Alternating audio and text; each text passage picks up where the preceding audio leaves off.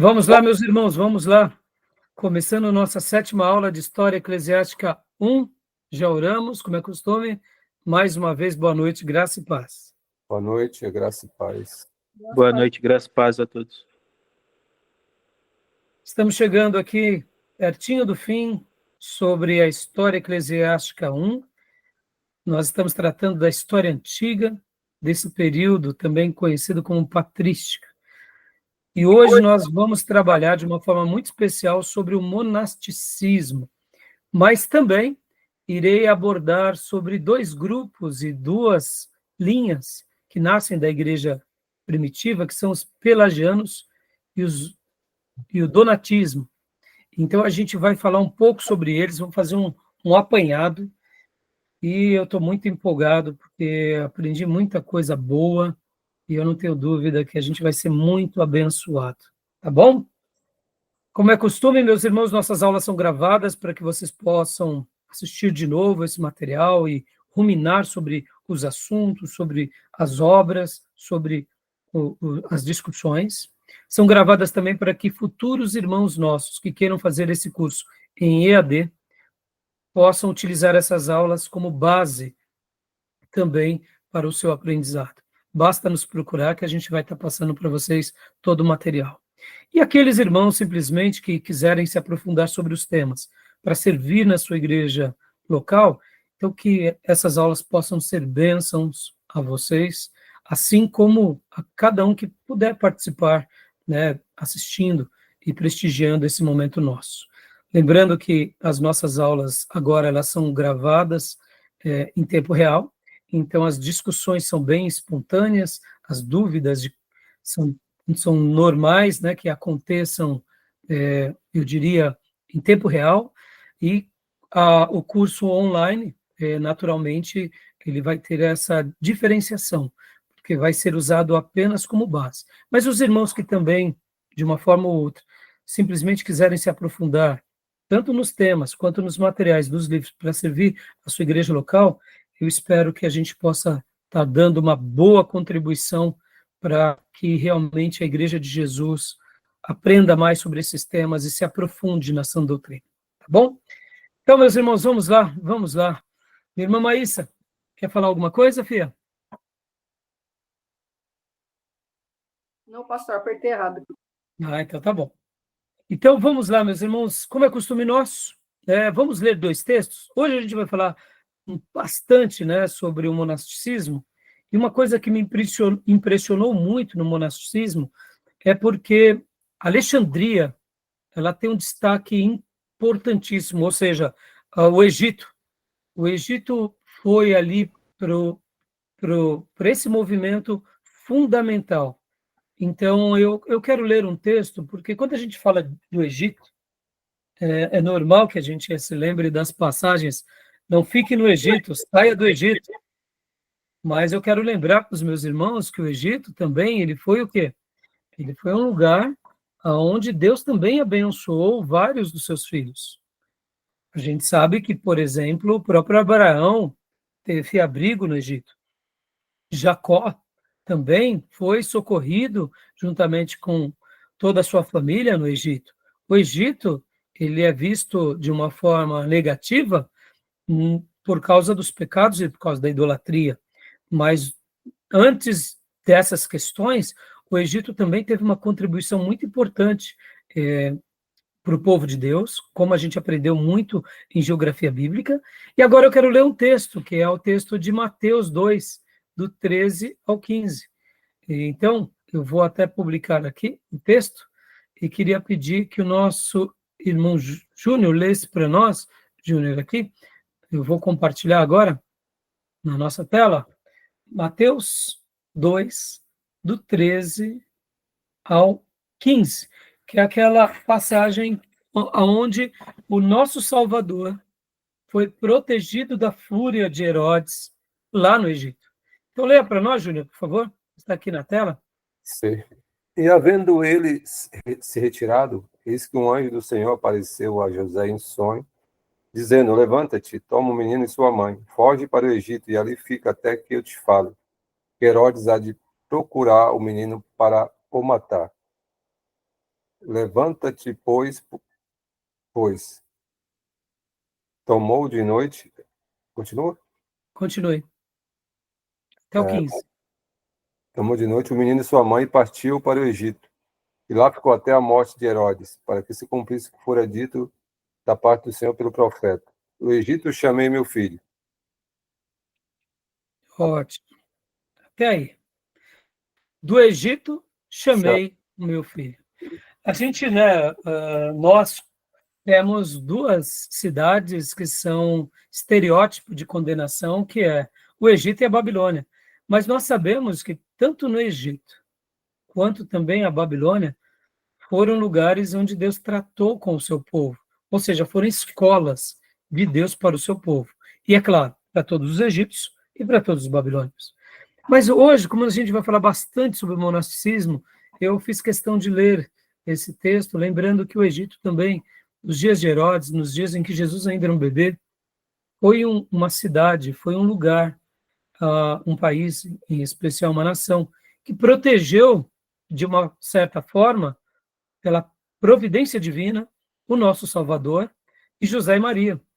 E eu quero lembrar também que os magos, quando eles trazem o incenso, a mirra e o ouro, essas três coisas, esses três presentes, serviram como bênção para toda essa estadia de Jesus e da sua família lá no Egito. Porque não era fácil uma pessoa, do dia para a noite, ter que sair da sua casa, fugindo para uma outra nação, ainda mais passando ali pela península do Sinai. Então, Deus providenciou com que os donativos, ou seja, os presentes dos magos, também fosse não só um presente para honrar o rei dos judeus, mas também para providenciar meios para a partida, para a fuga, para a estadia e para o retorno. Então, é muito interessante como o nosso Deus é um Deus de provisão. Guarde isso. Na provisão do Senhor, ele tem sempre uma maneira de trabalhar na vida do seu servo, em uma família, em uma nação, em um povo. Não foi diferente com Jesus e não vai ser diferente hoje também no tema que nós estaremos tratando, que será sobre o monasticismo. Como nós estaremos trabalhando aqui sobre, de fato, a história da Igreja Antiga, então eu quero lembrar ainda que o romanismo aqui não tinha iniciado, tá bom, meus irmãos? Guardem isso, tá? O romanismo ainda aqui não tinha nascido. Ele já estava querendo surgir, mas ele ainda não estava, eu diria, estabelecido, como, por exemplo, a própria Igreja Católica vai remontar. Esse assunto que a gente vai trabalhar hoje aqui, a gente tem que tirar um pouco do preconceito, porque toda vez que nós falamos sobre esse assunto que é monasticismo, nós olhamos para os monastérios, nós olhamos para tudo que se deriva deles, a gente já olha com preconceito. Mas a gente tem que lembrar que, assim como no Velho Testamento, Deus levantou uma escola de profetas, e ali Deus usou os seus servos, aqui no cristianismo primitivo, eu diria que foi mais ou menos isso que começa a surgir. Eu sei que é muito difícil de falar sobre o monasticismo, porque o formato pelo qual nós conhecemos é o formato com os óculos e na roupagem católica apostólica romana. Mas hoje eu queria pegar aqui o corte da história antes do romanismo. Aliás, vocês vão lembrar muito bem que esse movimento ele se fortalece logo depois de Constantino. Então vai ser muito interessante a discussão. Por isso que também na pauta de hoje eu quero falar sobre o donatismo, né, e o pelagianismo. Eu quero falar deles porque vai ser muito interessante o embate e a gente compreende como eles se posicionaram. Agora, talvez vocês falem assim, pastor, mas foram todos os eremitas, todos os monges que acertaram, que fizeram uma boa obra? Claro que não, meus irmãos. A heresia sempre existiu. Vocês vão se lembrar que logo ali, no início do segundo século, já tinha Marcion, que era um herético. Depois vem Ário, A gente debateu já um pouquinho sobre o arianismo, ou seja, as heresias elas nascem dentro da igreja, mas elas vão sendo separadas.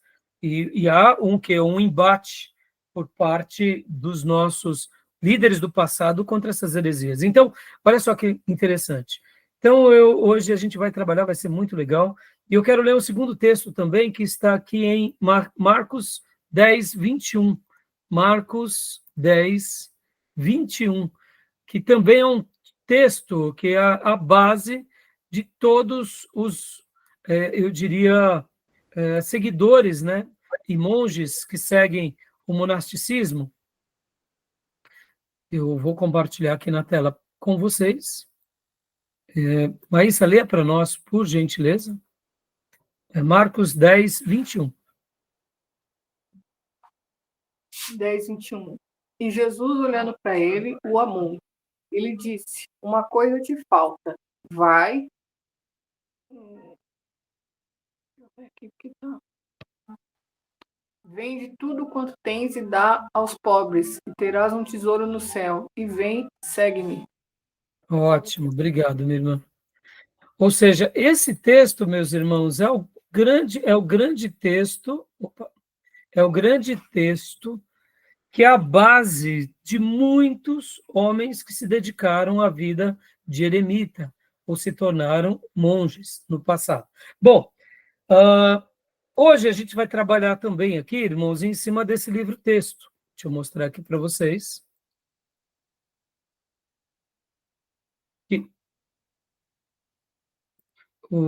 Esse material que é o Justo Gonzalez, o livro 2, A Era dos Gigantes, na parte que fala exatamente sobre o monastério.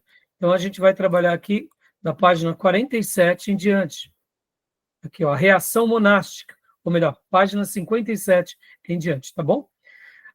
E eu também vou estar utilizando aqui, e eu já até quero mostrar para vocês, 2 materiais que me serviram de apoio, que são as aulas da professora Márcia Zollner. Olha só, essa aula, quem não assistiu, assista depois a aula 10. Eu recomendo a professora Márcia, eu vou estar pegando emprestado aqui os slides dela, e também desse outro irmão, que é o irmão Juliano Reis, se não me engano, a pronúncia é essa, que é a aula 12 também, é um site Pão Evangelho, site não, é uma página no YouTube, eu já disponibilizei também para vocês aqui no nosso canal do seminário de WhatsApp. Eu gostei muito, vou estar utilizando esses materiais. E no caso da professora Márcia, eu também estarei utilizando a aula 11, que ela também fala sobre os pelagianos e os donasticismos, tá bom? Beleza, meus irmãos? Então, vamos lá, vamos trabalhar agora? Alguma pergunta, alguma dúvida? Alguma fala agora?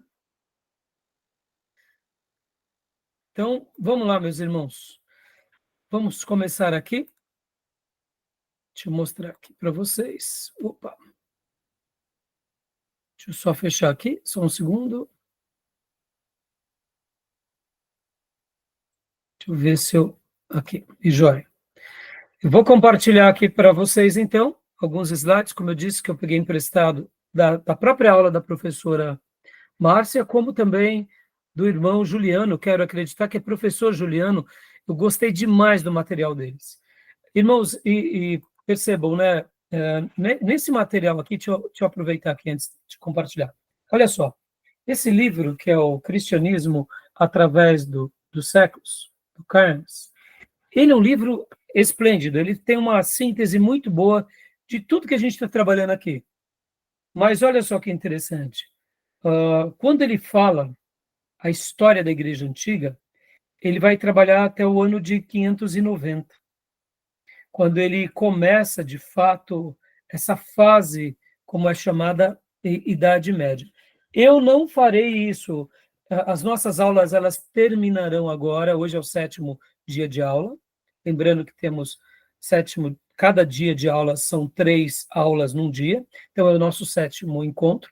Nós teremos só 9 encontros, porque na próxima aula eu quero fazer um pente fino sobre os concílios, e na última aula eu quero falar sobre a queda de Roma e os bárbaros. Então, eu estou tentando trabalhar mais voltado sobre tema. Então, a gente vai fechar as nossas aulas na queda de Roma, então 476. Mas o Cairns, ele faz aqui a sua divisão entre a história da Igreja Antiga e história da Igreja Medieval, que vai de 590 a 1517. História Eclesiástica 2, que a gente vai entrar em Idade Média, a história da Igreja Medieval. Então, no nosso caso, a gente vai pegar de 476 em diante, tá bom?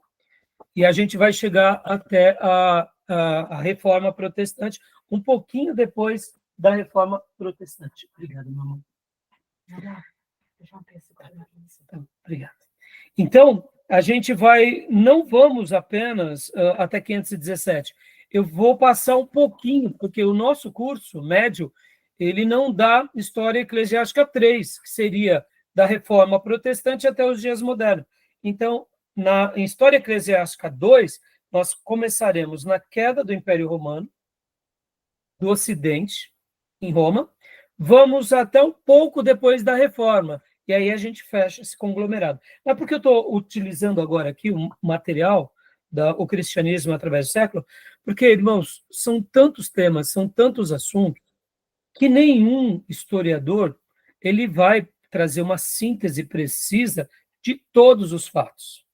Tá bom? Então, aqui mesmo, é claro que ele cita sobre os monastérios, mas ele vai dar uma certa ênfase de uma outra forma, e assim, mas bem resumida mesmo. Então, por isso que eu fiz questão de fazer essa lição de casa aqui com vocês, porque esse tema, ele é muito, mas muito importante. É muito importante a gente conhecer ele na essência do que ele foi, para que a gente possa fazer uma correspondência adequada. Só recapitulando aqui uma breve citação. Vocês têm que se lembrar que Constantino, ele faz o Edito de Milão, ou seja, o cristianismo passa a ser respeitado a partir do momento em que ele faz esse edito, e a partir desse instante, os nossos irmãos do passado vivem em trégua. Aquela perseguição horrenda que aconteceu com Domiciliano, agora os sobreviventes poderiam glorificar a Deus livremente. E agora Constantino, depois que ele traz para si as conquistas do Império Romano e pratica esse edito, estabelece esse edito, ali começa uma nova fase para os nossos irmãos. Mas eu quero lembrar que Constantino ainda não oficializa. No entanto, os próximos imperadores que vêm depois de Constantino usam o povo cristão como massa de manobra, e depois Teodósio, somente ali no finalzinho do século IV, ele pratica aquilo que a gente chama da oficialização. Agora, a religião oficial do Império Romano é o cristianismo. E a partir de Teodósio muda-se a chave, porque ali mudou, ali já não era mais a cultura grega, cultura romana, os ídolos do panteão grego-romano, mas agora é o cristianismo, passa a ser a religião oficial.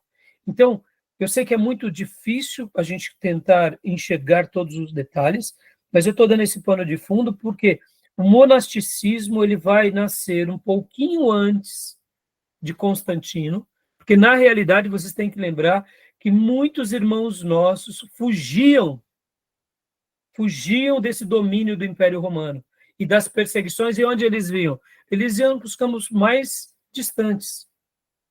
Então, no momento em que Constantino proclama o Edito de Milão, aqueles irmãos, mesmo lá nos lugares mais distantes, eles já começam a ter, eu diria, já deixam de sofrer aquela perseguição. Então, assim, percebam que muita coisa está acontecendo no mundo, e está tendo uma mudança na chave. Agora a religião passa a ser oficial, o imperador passa a usar a religião como massa de manobra, passa a usar os líderes religiosos, e aí se fortalece nos dias, logo depois de Constantino, o monasticismo. Então ele vai criando força. Por que ele vai criando força? Principalmente depois de Teodósio, por quê?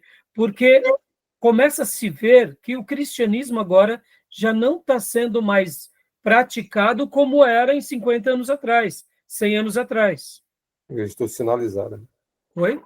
Uma igreja institucionalizada. Exato. No entanto, Júnior, é muito difícil a gente julgar tudo, colocar tudo dentro de uma panela e condenar tudo, porque fica muito confuso para nós, porque a gente está pegando cortes e está jogando, ó, tá vendo? Ó, institucionalizou, paganizou e tudo virou demônio. Mas não dá para a gente fazer isso, porque assim como hoje, não é por causa que surgiram os neopentecostais, que surgiram os televangelistas, que é tudo mundano. Mas ela não foi de uma hora para outra. Sim, claro. Não é. E é por isso que eu estou sendo paulatino e estou tentando mostrar a importância do monasticismo nesse primeiro momento, mas mesmo assim a gente tem que fazer uma avaliação da história como crítica, porque não foi porque alguns se tornaram eremitas, assim como os essênios, ali um pouquinho antes da vinda de Jesus, que era uma maneira de se rebelar contra o templo, que todos os essênios faziam o que era certo. Assim como também não é todos aqueles que vão praticar agora a vida monástica que estão fazendo algo certo. Tem também os exageros, a gente vai ver, mas assim, a gente nota que eles nascem como um protesto. Então a gente vai trabalhar hoje, vai ser muito legal. Uma reação deles, né? Uma reação natural, Júnior. Uma reação natural, entendeu? A igreja do caminho estreito estava com porta larga, cara. Exatamente. Porque no começo, vocês têm que lembrar, irmãos, que quem era cristão antes de Constantino é quem seguia Cristo sobre qualquer coisa e que estava pronto a morrer por Cristo. Martírio. Martírio, perseguição, sofrimento, abusos por parte do governo. Por outro lado, não eram todos que morriam. Ao mesmo tempo, depois que vem Constantino, e principalmente Teodósio, ali já não tinha mais a perseguição. Logo, fazia parte o quê? Da cidadania e do interesse romano, ou seja, do status quo romano, ser um cristão, mesmo que você fosse nominal. E aí é essa postura e é essa a importância desses homens do passado, que é chamado da patrística. E é por isso que começa a surgir agora o quê? Esses centros de estudos bíblicos para poder dar uma resposta. Com o passar dos anos e décadas, e principalmente ali, depois da queda do Império Romano, um pouco mais para frente, ali no século VI, a gente vai ver que ali começam a surgir mais ordens, e ali começa a ter um lado mais...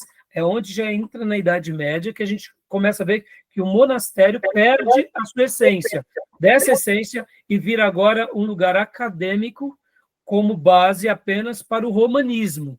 Ou seja, nasce de uma forma e aí ele se envereda para outra forma. Deixa eu antecipar uma coisa aqui muito importante. O luxo, né?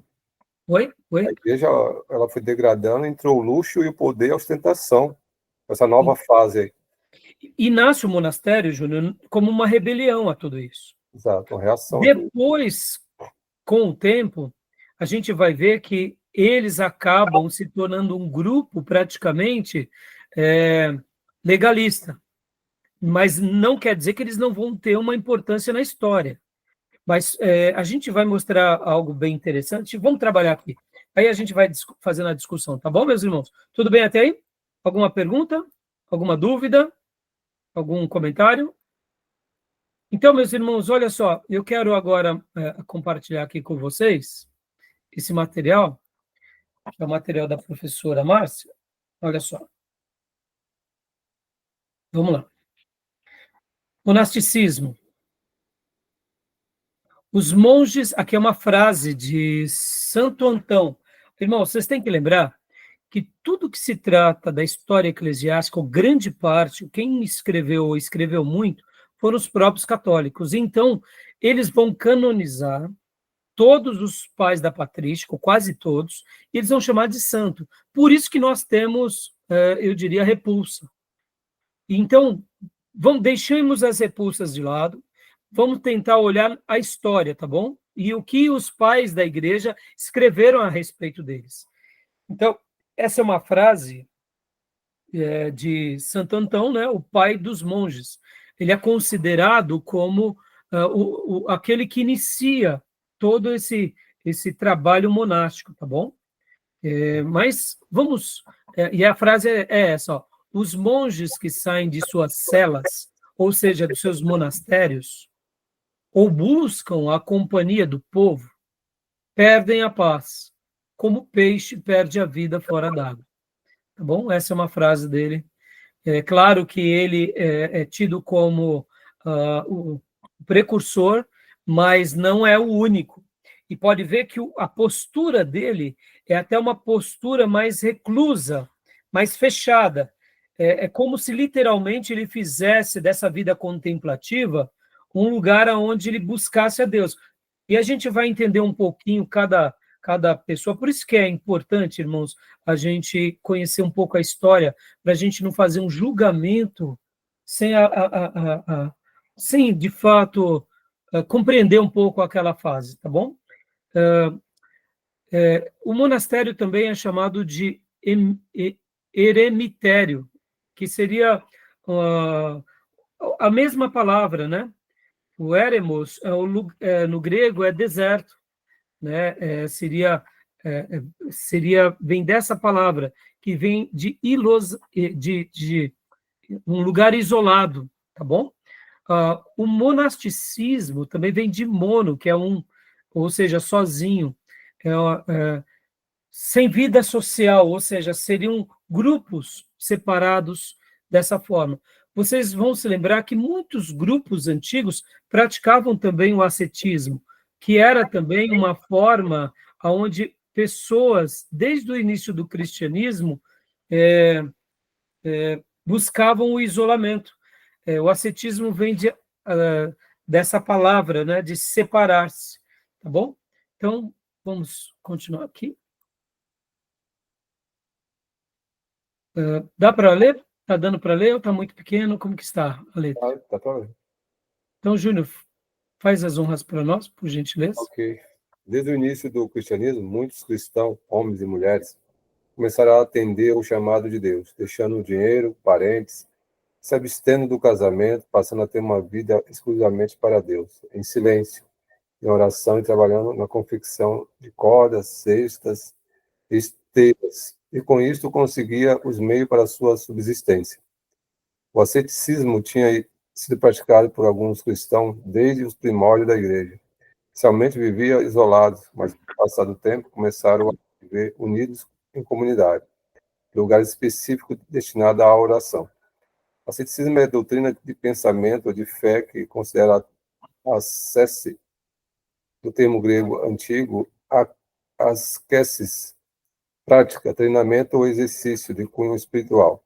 Isto é, a disciplina e o autocontrole estritos do corpo e do espírito, um caminho imprescindível em direção a Deus, à verdade ou à virtude. Joia. Então, meus irmãos, isso sempre houve, né? Podem ver, irmãos, que o próprio João Batista, ele, segundo muitos, vão dizer que ele era um essênio. Nós não acreditamos que ele era um essênio, mas os princípios que aquele grupo praticava, dá para ver que não era uma coisa isolada. Pode ver que o João Batista e os essênios, eles tentam resgatar aquilo que nós conhecemos como escola dos profetas. Eles praticam o quê? Uma fuga àquilo que tinha se corrompido. Então, o monasticismo, na realidade, ele vai ser algo praticamente assim, tá bom? Vamos continuar aqui. Leia para nós, Júnior, por gentileza. Monasticismo. Monasticismo, do grego monacos. Uma pessoa solitária é a prática da abdicação dos objetivos comuns dos homens em prol da prática religiosa. Retirava-se da vida social para viver de sua fé. Mateus 9, 21, as palavras de Jesus. Vende tudo o que tem, tiveram grande influência nos meios monásticos. Esse tipo de vida é chamado de vida eremítica, de eremos, deserto, isto é, vida solitária no deserto, e teve seu início no século III, regiões do Egito, Palestina e Síria. tendo como exemplo Santo Antão. Aos poucos foi progredindo para a vida em comunidades. Mas a gente tem que lembrar, meus irmãos, que isso também não era uma coisa exclusiva apenas do cristianismo ou do judaísmo. Percebam que os essênios, como eu mencionei, e no Antigo Testamento, a escola dos profetas, e o próprio João Batista como o último dos profetas. Então, essa prática de praticar o isolamento, a vida contemplativa, buscar a Deus, se consagrar, não era uma coisa tão distante, até porque nesses primeiros anos e décadas e séculos, até o terceiro século, a perseguição, quando ela se intensificava no Império, os nossos irmãos do passado praticavam isso de uma forma pela própria sobrevivência. Então, guardem bastante. A aula de hoje nós estaremos trabalhando sobre o monasticismo que eram nos primórdios, ou seja, os primeiros monasticistas. Não são o que se tornou principalmente depois dos beneditinos, com aquilo que é chamado São Bento, né? Mas a gente está trabalhando antes disso. Vamos pôr até um ponto aqui. A gente está indo até Agostinho, praticamente, tá bom? Então, continuando aqui. Alguma dúvida, alguma pergunta, meus irmãos? Não. Tem alguma pergunta? Percebam que essas influências, irmãos, na história, por exemplo, a gente vai ver que os pitagóricos também, eles tinham características também um pouco parecidas com isso. Eles gostavam de viver, que eram da escola de Pitágoras, né? Eles tinham uma vida disciplinada, o modelo para eles era eles eram vegetarianos, eles tinham grupos de terapeutas, era um tipo de monastério dentro de uma escola grega. Olha que interessante, e isso é bem curioso, né? Então a gente tem que lembrar como isso não é uma coisa assim distante dos povos antigos. Hoje, irmãos, sejamos honestos. Se muitos de nós tivéssemos posse de poder viver num campo, numa região onde a gente tem ali um sítio, que nós tivéssemos no nosso sítio gado, ali alguns bichos, para a gente poder ter os ovos, né? Ter um leite de uma vaca, ter umas plantas. Quem é que não gostaria de ter uma vida assim? Até mesmo para fugir um pouco de uma vida corrida, de uma vida contemporânea. Percebam que hoje os grandes milionários do mundo vão morar aonde? Vão morar na Suíça, vão morar em países de primeiro mundo, nas suas fazendas.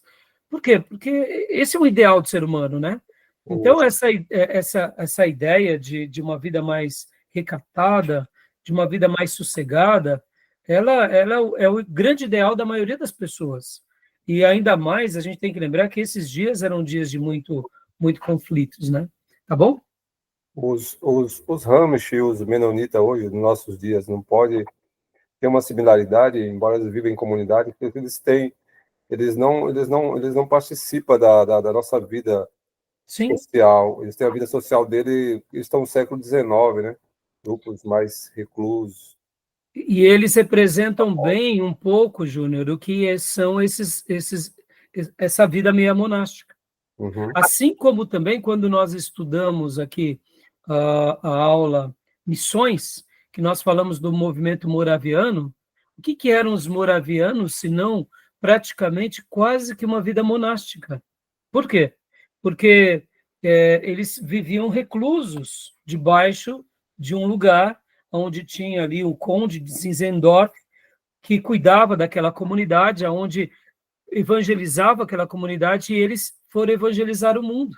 Então, os moravianos, de uma certa medida, remetem a essa ideia. Por isso que hoje, essa aula, eu estou muito empolgado, e peguei esse material, estudei, avaliei, e quero passar para vocês, porque assim, quando a gente faz um corte, a gente ouve, né, alguns professores citando sobre o monastério e os monges, a gente já coloca tudo dentro do balaio do catolicismo e joga fora. E aí é por isso que eu estou falando aqui, que a gente está olhando aqui para os primórdios do monasticismo. E a gente não pode pegar, por exemplo, e colocar esses grandes homens de Deus, que foram Basílio de Cesareia, que foram o próprio Eusébio, Basílio de Cesareia, o próprio Eusébio também de Cesareia, e tantos outros grandes homens de Deus, Agostinho de Hipona, e falar que eles são romanistas. Não, não. Quando nós fazemos o corte devido, nós vamos ver que não, eles eram cristãos fervorosos que estavam agora querendo reinventar, diante da nova situação que eles estavam vivendo, uma maneira saudável do que? De se proteger, proteger a sua comunidade e continuar ajudando as pessoas. Então, é bastante curioso, tá? Então, só para a gente correr aqui, aqui a professora Márcia trouxe vários termos interessantes que eu fiz questão de também passar para vocês. Leia para nós agora, Maísa, por gentileza, esse slide. Vou correr um pouco com os slides, irmãos, para a gente fazer a discussão com os outros materiais que eu separei com vocês, tá bom? Tá bom. Termos específicos. Os termos empregados para os ascetas incluíam monge, homem solitário que vivia sozinho, anacoreta, aquele que se retira, eremita, da palavra eremus, deserto em grego, cenobita, é um monge que vive em comunidades retiradas.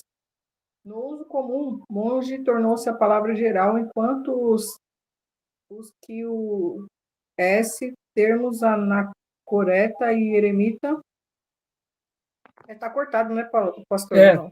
Está cortado. É só, enquanto que os termos anacoreta e eremita são usados para aqueles que adotam uma vida solitária. Isso. É que hoje, quando nós falamos de monastério, a gente fala de monge, nós usamos esse termo, esquecemos que tem alguns cortes, né? Tem os eremitas, tem, né, no caso, de fato, os cenobitas. O que seria o cenobita? A gente viu há pouco, aqui nessas palavras, por exemplo, aqui de Santo Antão. Outra coisa, irmãos, Antão ou Antônio é a mesma pessoa, tá? Muitos vão se referir a Santo Antônio ou Santo Antão, que na realidade é como se fosse Antão seria um pequeno nome que vai depois na história se transformar em Antônio, tá bom?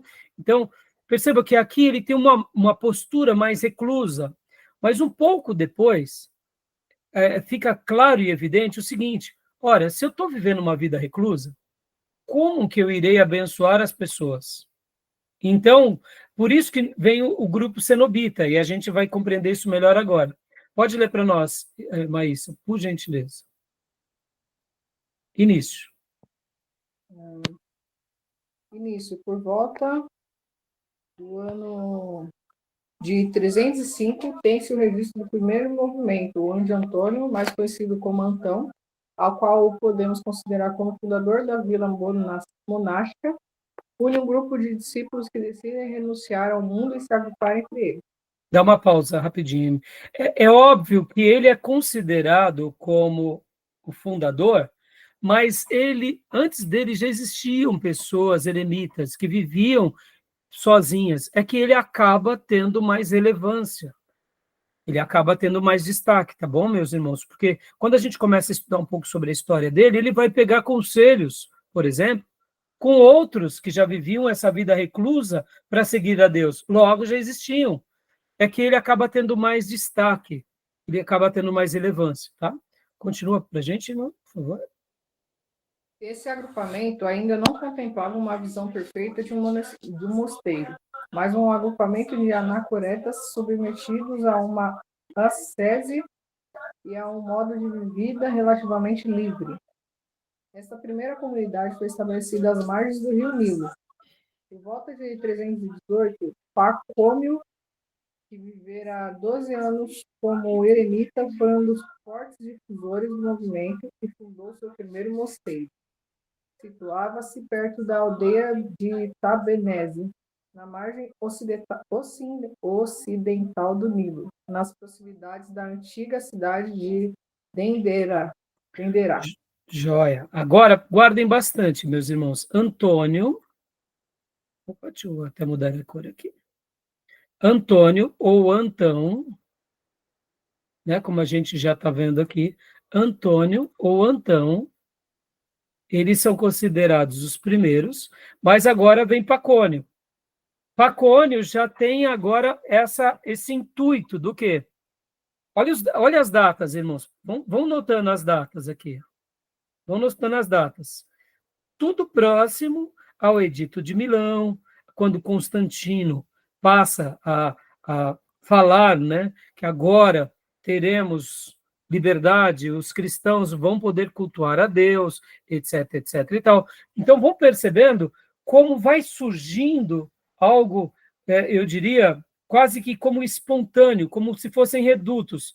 Como eu disse na sexta aula, meus irmãos, o monasticismo representa muito bem o movimento de um seminário teológico, de irmãos que muitas vezes, durante um período, se separam para aprender, para depois servir a comunidade. Então, vão notando, vão fazendo os links, tá bom? Para que a gente possa ter, assim, uma ideia melhor, tá? Então, continuando aqui. Aqui eles são considerados pais do deserto, né? Olha aqui, ó. Aqui. Claro que qualquer literatura, meus irmãos, eles vão trabalhar como padres, tá? Lembrando que no latim, padres e papa são pais. No caso, o papa seria o patriarca, né? O padre é o pai e o papa é o patriarca dos pais. Então, só para a gente entender bem, tá joia? Pode ler para nós, Júnior, agora, por gentileza? Aqui é uma foto, né, no caso, de um dos pais da igreja. Pode ler para nós. Ou melhor, desses que são os líderes do monasticismo, né? Pai do deserto. Isso. Pai do deserto ou padre do deserto foram eremitas, ascetas, monges e freiras que viviam majoritariamente no deserto da Nítria, no Egito, a partir do século III. Chamamos de padre no deserto um grupo influente de eremitas e cenobitas do século III e IV, que se estabeleceram no deserto egípcio. Eles foram os primeiros monges da igreja, segundo os historiadores. Paulo de Tebas é o primeiro eremita, do qual se tem notícia a estabelecer a tradição do asceticismo e contemplação monástica e Pacômio de Tebaída, é do fundador do cenobitismo, do monasticismo primitivo. Porém, o grande pai do monasticismo oriental é Antão do Egito, que começou as várias colônias Opa, desculpa, deixa eu aumentar aqui. As várias colônias de eremitas. Exato. Mais uma vez, essa daqui é um retrato de Antão, né? Antão. Opa, não mudou aqui para vocês, né? Cadê? Não, mudou sim, né? É isso mesmo. Colônia de eremitas, né? Termina isso. Aqui continua a marcação. Só apagar aqui. Isso. Esqueci de apagar. Deixa eu só fazer um comentário aqui, irmãos. Eu ontem publiquei para vocês um material que eu achei de Atanásio escrevendo sobre Antão. Meus irmãos, que texto maravilhoso foi aquele de Atanásio. Eu não li totalmente, eu li as primeiras páginas, mas eu fiquei encantado como Atanásio escrevia bem e a maneira em que ele vai narrando a vida de Antão, quem ele era, um jovem egípcio, que trabalhava ali com seu pai, no Nilo, vivendo aquelas dimensões, mas a maneira em que escreve é fantástico. E então eu passei para vocês se aprofundarem mais. Então, Atanásio vai escrever sobre Antão, e essa daqui é uma foto de Antão, tá bom?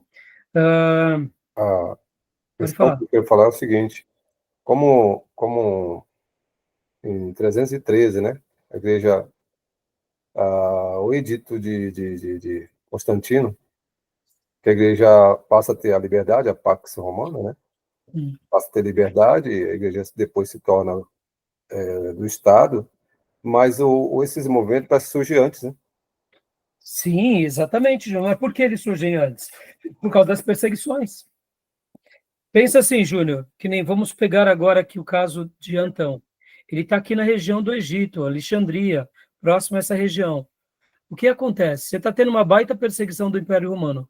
O que acontecia com os nossos irmãos naqueles dias? Lembram? Irmãos, como que se fazia uma perseguição? Vamos pensar um pouco aqui. Lembram? Quais eram as denúncias que nós tínhamos como irmãos, né? Éramos chamados de canibais, éramos chamados de incestuosos, praticávamos a desordem pública. Por quê? Porque, olha só que interessante.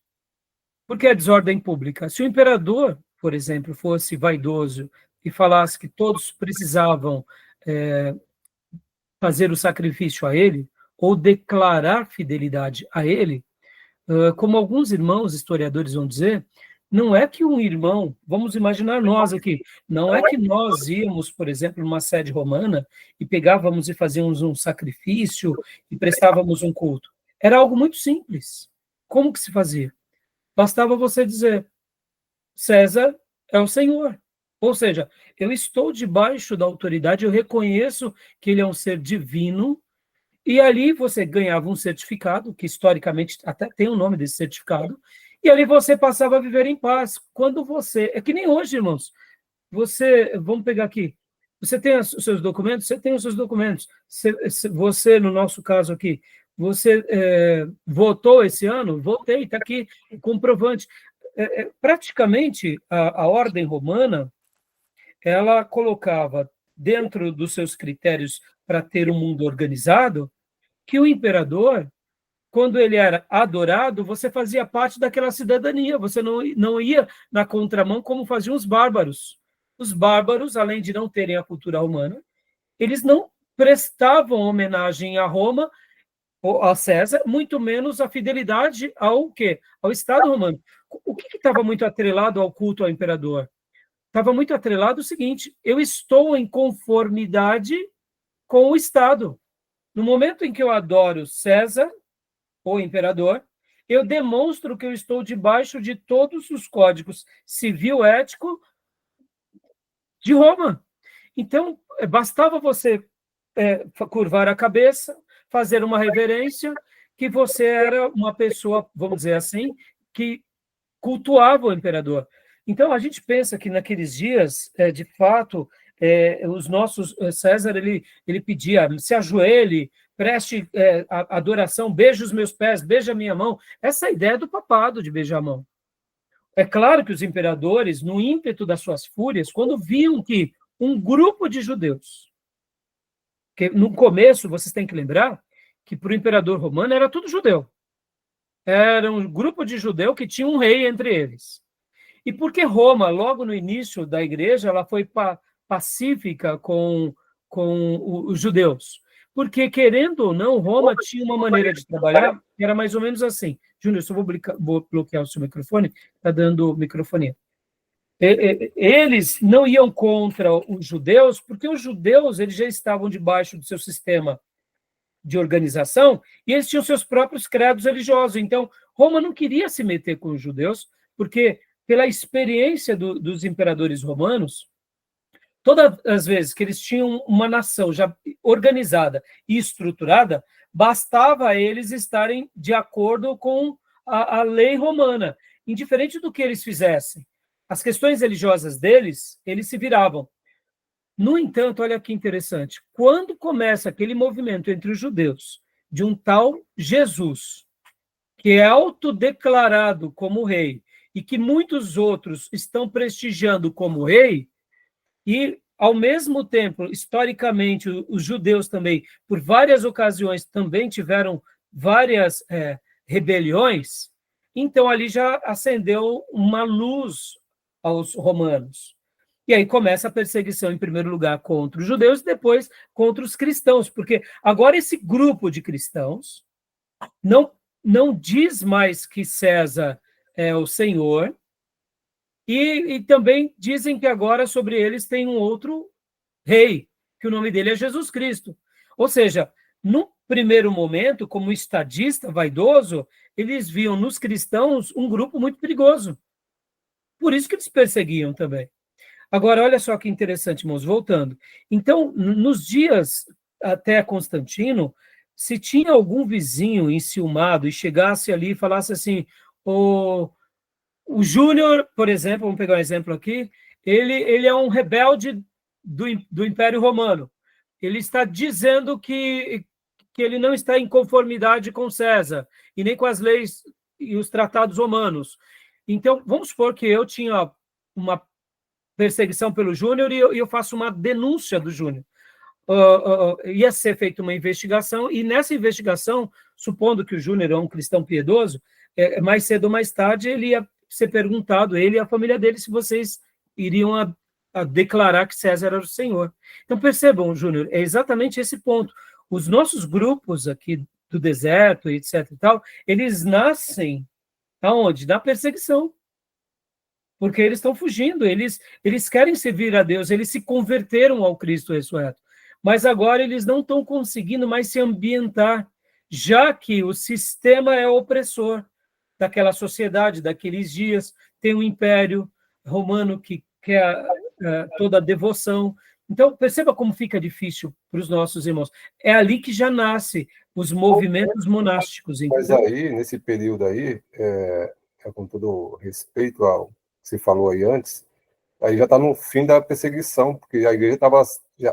Aí é o fim quando nasce esses movimentos, porque a perseguição, a questão que você falou, era a denúncia e era localizada, era específica, não era generalizada. Sim, sim. E esse momento que nasce eles, eu acredito que o motivo mais plausível seria a questão da igreja, que se tornou uma igreja institucionalizada, e esses homens piedosos não aceitavam a igreja como estava se estabelecendo agora. Não, exatamente. Eu estava tentando chegar nesse ponto, Júnior, porque, de fato, o que eu quero dizer é assim, que na perseguição já nascem os grupos helenitas. Mas a ideia do monastério vai ser sedimentado mais com o Pacônio logo depois do quê? Da pacificação.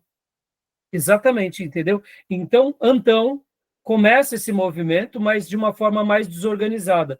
E depois vem Pacônio e organiza mais, como um protesto a esse sistema que agora foi ajustado.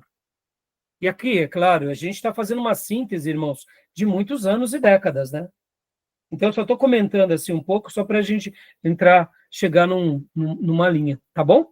Mas é isso aí, Júnior, tá bom? Então, rapidamente, Júnior, leia para nós aqui, Antônio ou Antão do Deserto. Ok. Antônio ou Antão do Deserto. A vida de Antão foi relatada por Atanásio de Alexandria, na Vida de Antônio. Segundo Atanásio, Antão teria nascido em 251 na Tebaida, no Alto Egito, e falecido em 356, portanto, com 105 anos de idade. Cristão fervoroso, com aproximadamente 20 anos, interpretou o Evangelho de forma literal e distribuiu todos os seus bens aos pobres, partindo em seguida para viver no deserto. Dá uma pausa aqui, Júnior. Aqui, ó, perceba aqui, Júnior. 251 ele nasce, aproximadamente, tá, irmão? Geralmente as datas você pode colocar assim como aproximadamente, porque pode ter variações. Olha que interessante. Então, ele em 270, percebam, esse período aqui, com 20 anos de idade, ele se converte e ele pratica aquilo que nós lemos em Marcos 10, 21. E ele vai viver no deserto. Então, isso que eu estava dizendo, entende, Júnior? Essa realidade de Antônio, Antão, era uma realidade com muitos irmãos também, não era uma coisa exclusiva dele, né? Então, perceba que aqui ainda nem chegou a grande perseguição com Teodósio, ou melhor, com Diocleciano. Mas percebam que já está tendo perseguições também, né? Por parte dos outros imperadores. Então, leia para nós rapidamente, por favor. Tá. Então, ainda segundo o relato de Atanásio, Antão foi tentado pelo diabo tal como sucedera com Jesus, mas por muito mais que os 40 dias. Porém, Antão resistiu às tentações e não se deixou seduzir pelas tentadoras visões que se multiplicavam à sua volta. Mais uma pausa aqui, meus irmãos. Não é que aqui, é claro, meus irmãos, Jesus foi durante 40 dias pelo próprio Satanás, né? E aqui, no caso, quando é porque ele viveu essa vida de reclusão praticamente durante toda a sua vida. Então, é óbvio que agora, segundo o romanismo, eles vão querer mostrar que eles são santos, que praticaram aquilo de uma forma, quem sabe, igual a Jesus. Percebam que o romanismo ele acaba dourando a pílula, né, meus irmãos? Então, a gente tem que entender e fazer as devidas proporções, tá bom? Mas o mais interessante é a gente ler, por exemplo, as obras de Atanásio, para a gente entender melhor cada um desses momentos, tá bom? Do que os óculos romanistas, né? Pode falar, Júnior. Eles tentam mistificar, né? Colocam como santos. Por exemplo, que na última aula nós aqui comentamos que alguns pais da igreja eram soberbos, que alguns pais da igreja eram até arrogantes. Mas vê se o romanismo destaca esse lado. Não vai, não. Claro que não. Eles precisam canonizar, porque no momento que eles canonizam, o que acontece? Os dogmas do romanismo medieval acabam tendo mais tônica, né? Entendeu? Então, continua para nós, Júnior, por favor.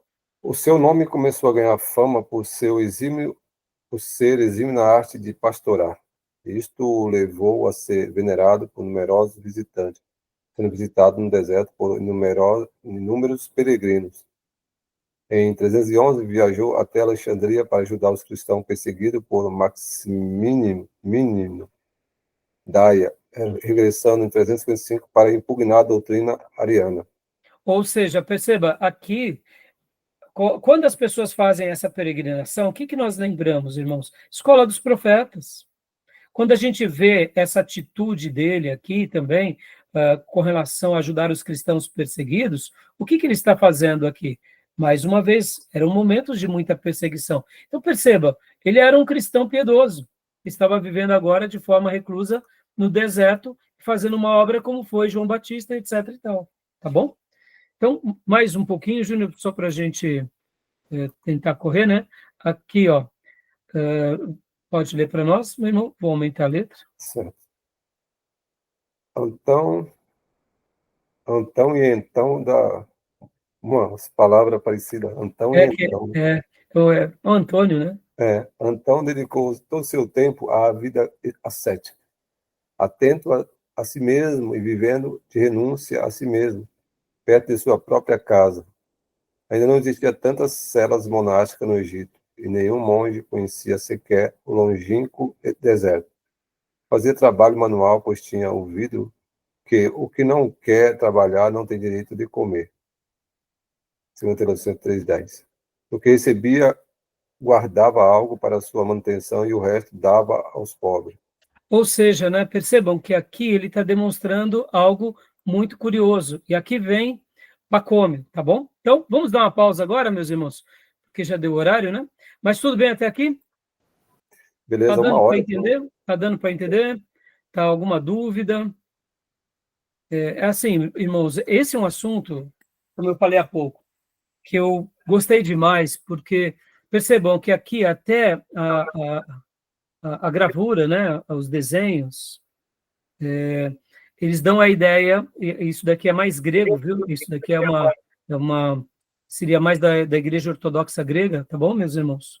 Ou até mesmo de alguma outra linha, né, que nem da Igreja Copta também, porque olha que interessante, irmãos, a gente vai ver que a Igreja do Egito, depois, ali no quinto século, ela se separa, a Igreja do Egito, ela se separa no Concílio de Calcedônia. Olha que interessante. A Igreja Copta até hoje existe, porque uma vez teve um atentado lá. Exato. E por isso que eu passei para vocês um vídeo, Júnior, lá no grupo, falando sobre a história da Igreja Copta. E lá no Egito, eles eram fortíssimos. Então, quando a gente pensa aqui, né, no catolicismo ou no romanismo, a gente é influenciado demais pelos romanos. mas temos o ortodoxo grego e o ortodoxo russo, que são as duas maiores forças, mas temos também a Igreja Católica Egípcia, que é muito forte. E, inclusive, o vídeo que eu passei para vocês, assistam, porque trazem riquezas muito grandes, e me fez lembrar de quem? Desses grandes eremitas, que são pessoas que vão influenciar na criação desse movimento no Egito. E olha que coisa linda, irmãos. Esses movimentos desses peregrinos, desses monges, os chamados cristãos do deserto, eles vão criar comunidades fortíssimas no Egito. O Egito vai se tornar um lugar onde a evangelização no mundo vai ser muito abençoada a partir deles. Então, é muito interessante essas questões e a gente acaba, muitas vezes, não sabendo desses detalhes, né? E, então, eles são chamados, inclusive, irmãos, os monastérios do Oriente, porque depois vai ter os monastérios do Ocidente. E, historicamente, os monastérios oriental, esse grupo, eles tinham características muito mais rígidas, só que, ao mesmo tempo, eles faziam obras missionárias. Ou seja, eles viviam uma vida reclusa, ora sozinhos e depois mais em comunidades, como a gente vai ver, e, ao mesmo tempo, eles faziam missões. Os povos bárbaros, como a gente vai ver nos próximos blocos, vão ser ganhos por trabalhos por parte dessas igrejas que nascem a partir dos monastérios.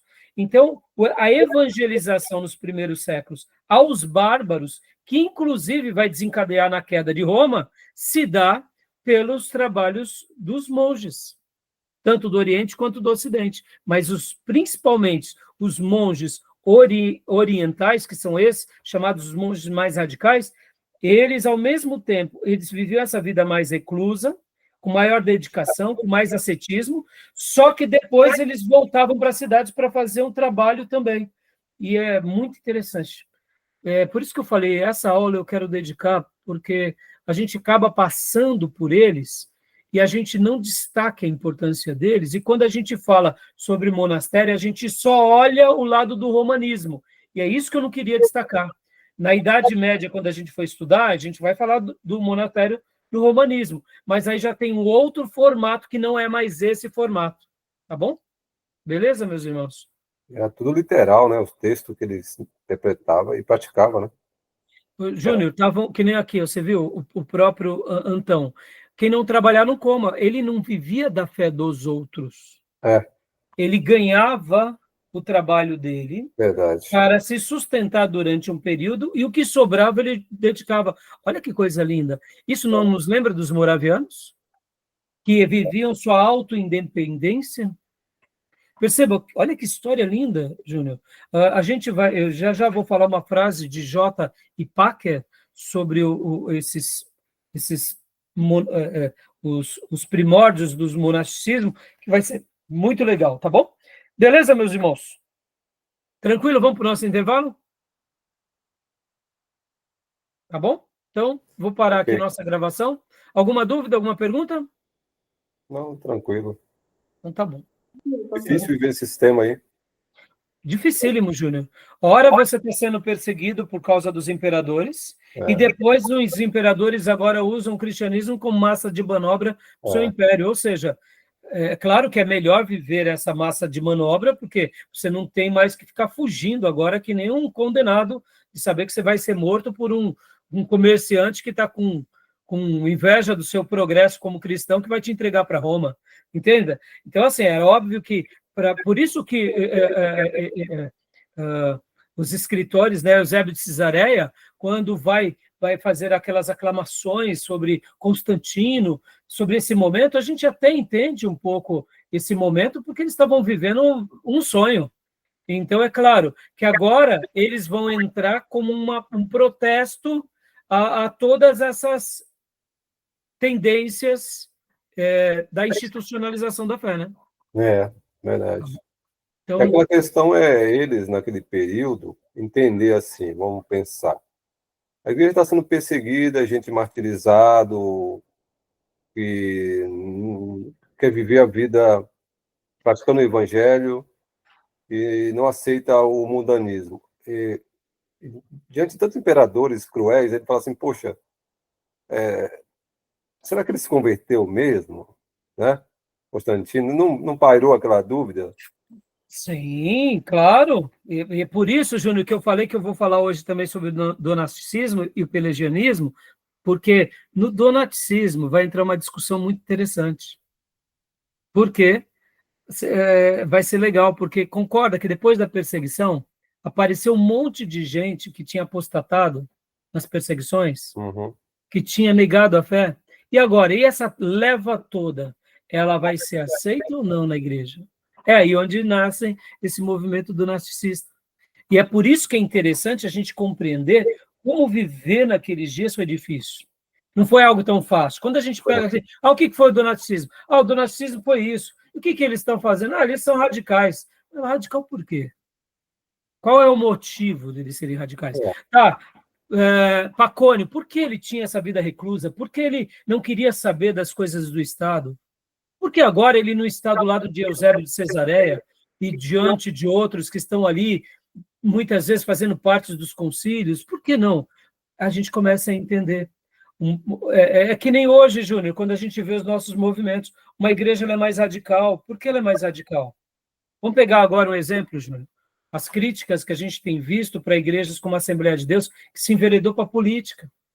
Naturalmente, vai ter uma divisão muito grande. Por quê? Porque muita gente não concorda com isso. Isso vale para os batistas, para os presbiterianos. A mesma coisa aconteceu quando os presbiterianos e batistas se enveredaram para o caminho da maçonaria. Historicamente, Júnior, essas coisas elas acontecem. E por que a gente está aprendendo esse movimento? Para a gente enxergar que tem coisas que não vale a pena. Não vale a pena pagar para ver. Não vale a pena. Porque então eles vão ser, eu diria, vozes que vão nos ensinar a partir do exemplo deles e de como vai ser bom esse assunto, tá bom? Beleza, meus irmãos? Tá bom? Tá, joia. Então, joia, vamos parar aqui a gravação. E a gente vai para o intervalo, tá bom? Nos vemos já já.